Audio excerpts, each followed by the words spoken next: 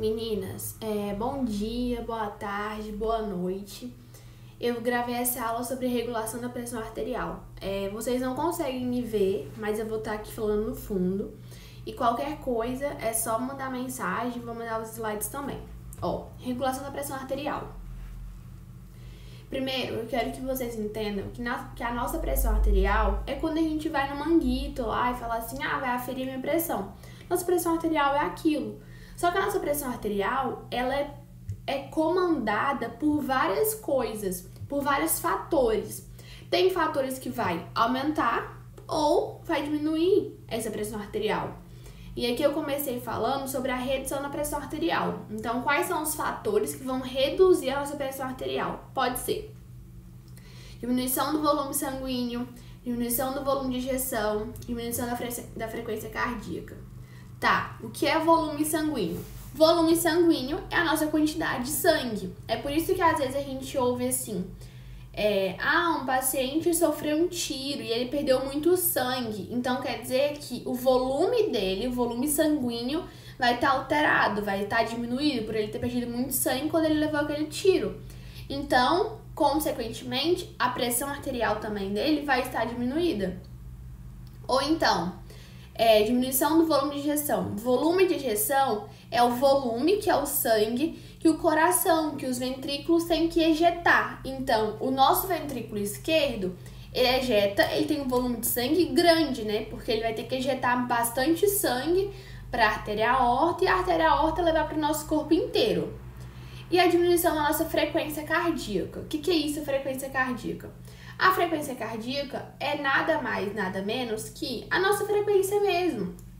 Quando a gente tem aquela pulsação, é a nossa frequência. A diminuição da resistência vascular periférica, eu coloquei isso, a resistência periférica. É a nossa resistência que o nosso corpo encontra, é a resistência que tem que, para vencer, que o ventrículo esquerdo tem que vencer da artéria aorta, que o ventrículo direito tem que vencer da artéria pulmonar. É aquela resistência para ejetar o sangue. E a diminuição da viscosidade do sangue. O nosso sangue, ele tem um tipo de viscosidade. Ele não tipo assim, se ele é ralo ou grosso, é isso. Viscosidade é isso. E quando a gente tem que diminuir a nossa viscosidade, ele tem que ficar mais ralo, mais fino o nosso sangue, vai diminuir também a nossa pressão arterial. Vamos recapitular tudo. A nossa pressão arterial, ela tem fatores que interferem nela, que mudam ela, que alteram ela. Nesse caso, a gente tem diminuição do volume de ejeção, diminuição do volume sanguíneo, diminuição da frequência cardíaca, diminuição da resistência vascular periférica e da viscosidade do sangue. Então, esses 5 fatores e outros fatores afetam a pressão arterial. E quando eles estão diminuídos, a pressão arterial também vai estar diminuída. Agora, sobre o aumento da pressão arterial. A nossa pressão arterial, ela vai aumentar. Assim como ela diminui, ela aumenta. Então, se eu tenho um aumento do volume sanguíneo, aumento do nosso volume mesmo de sangue, aumento da frequência cardíaca, que é a frequência que o coração bate, né? Aumento do volume de ejeção, o quanto de sangue que o meu coração tá ejetando, tá mandando, tá bombeando. O aumento da viscosidade sanguínea, se o meu sangue ele está mais grosso, se ele está mais firme. Aumento da resistência vascular periférica, tudo isso aumenta a pressão arterial. Tá bom, Mel, então eu tenho 5 fatores, e tenho outros fatores também, que eu vou entrar em detalhes com vocês depois, que afetam a pressão arterial, que vai ser volume sanguíneo, frequência cardíaca, volume de ejeção, viscosidade sanguínea e resistência periférica. Então, tenho 5 fatores. Se esses 5 fatores estiverem diminuídos, a minha pressão arterial vai estar diminuída. Se os meus 5 fatores estiverem aumentados, a minha pressão arterial vai estar aumentada, tá bom? É isso. Agora eu coloquei essa imagem aqui, meninas, para vocês conseguirem ver sobre o vaso sanguíneo. Vamos focar nessa imagem aqui do vaso normal. O vaso normal vai passar a quantidade de sangue normal, ele não vai estar com vasoconstrição, nem vai estar vasodilatado, vai estar normal. É o nosso caso. Mas aí um caso de vasoconstrição, por algum processo, por algum motivo, teve vasoconstrição no vaso. Então o músculo liso lá teve que contrair e o vaso tá com seu calibre diminuído. Então, passa sangue com maior resistência, passa menor quantidade de sangue, o coração tem que fazer mais força para mandar aquele sangue. Imagina a artéria aorta lá, com o calibre dela, com o tônus dela bem pequenininho, bem apertadinho. Imagina o tanto de força a mais que o ventrículo esquerdo vai ter que fazer para mandar aquele sangue. Porque vai ter que mandar o sangue num canalícero, né? Num mini canal. E já a vasodilatação é quando a artéria está vasodilatada. A artéria, veia, capilares, tudo isso vai estar vasodilatado. Ó, vasoconstrição. A vasoconstrição tem alguns fatores. Então, vasoconstrição é quando o tônus das artérias, das veias, dos capilares, das vênulas, das arteríolas vão estar diminuídos. O tônus diminuiu. Então, teve uma vasoconstrição. Pensando agora um pouco lá em sistema nervoso autônomo, quando tinha vasoconstrição, era porque a adrenalina e noradrenalina eram liberadas, agia em alfa-1, alfa-2 e beta-1, e tinha vasoconstrição. Aí lembra que lá no vaso sanguíneo também, do simpático, beta-2 também tá lá no vaso sanguíneo, só que beta-2 faz vasodilatação, mas sua ação é mínima diante de alfa-1, alfa-2 e beta-1, tá bom? Tá, então teve vasoconstrição. Então pode ter alguns fatores que possam causar vasoconstrição. Temperatura local diminuída. Quando a gente vai para lugares frios, igual a Isa que mora lá em, acho que é Petrópolis, é um local alto, é um local de frio. Lá as pessoas ficam com a mão mais assim, vermelha, mais roxa. Eu, quando tô no frio, fico com a minha mão toda vermelha. Porque ele tá tendo uma vasoconstrição. Pode ser para um processo de autorregulação, ou para produtos endoteliais, como endotelina 1, serotonina, tromboxano.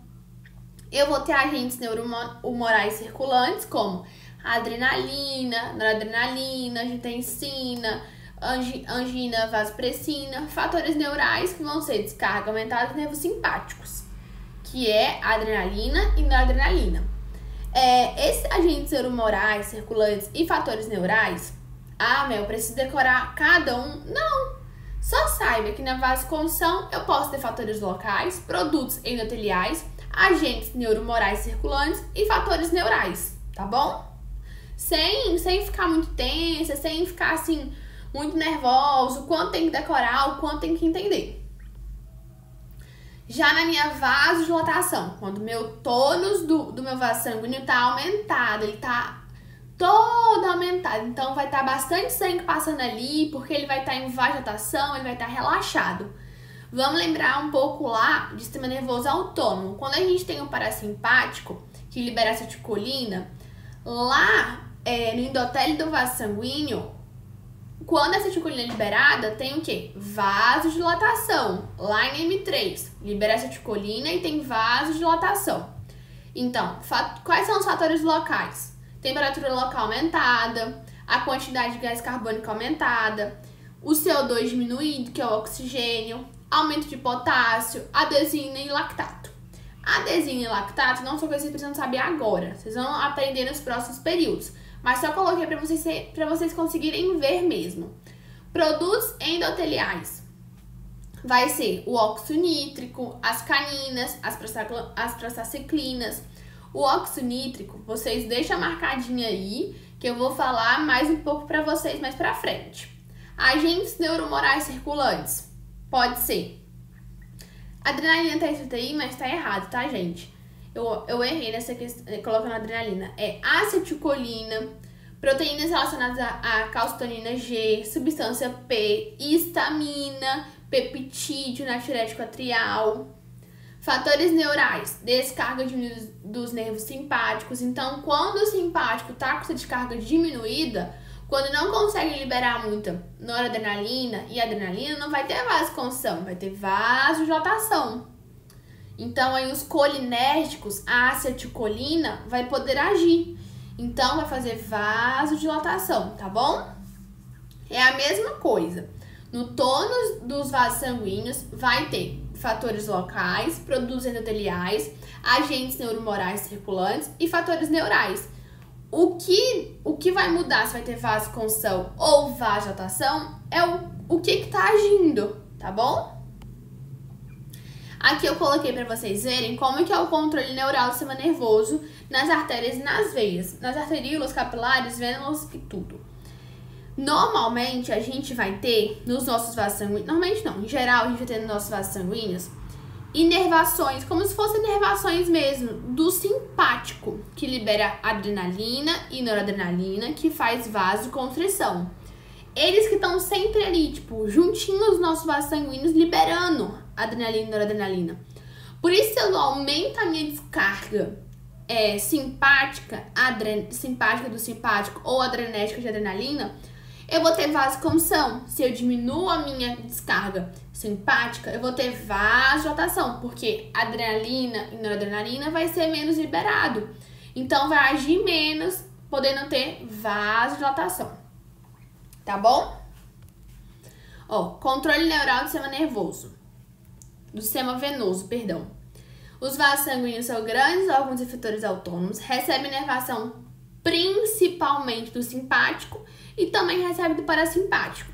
A noradrenalina e a adrenalina, elas agem em alfa 1, alfa 2, beta 1, tendo vasoconstrição, e em beta 2 tem vasodilatação.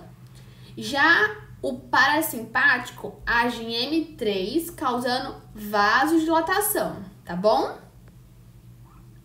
Agora eu coloquei aqui sobre a simpatectomia. A simpatectomia, gente, ela é um procedimento cirúrgico, que é quando os nervos simpáticos, que liberam adrenalina e noradrenalina, que normalmente são relacionados a estresse, a raiva, a fuga, a luta, a vasoconstrição, a descarga adrenérgica, noradrenalina, eles vão ser cortados, seccionados, e os vasos sanguíneos vão fazer o quê? Dilatar, porque eles não vão mais receber inervação dos nervos simpáticos. Então, não vai ter liberado mais adrenalina nem noradrenalina, então eles vão ter dilatação dos vasos sanguíneos.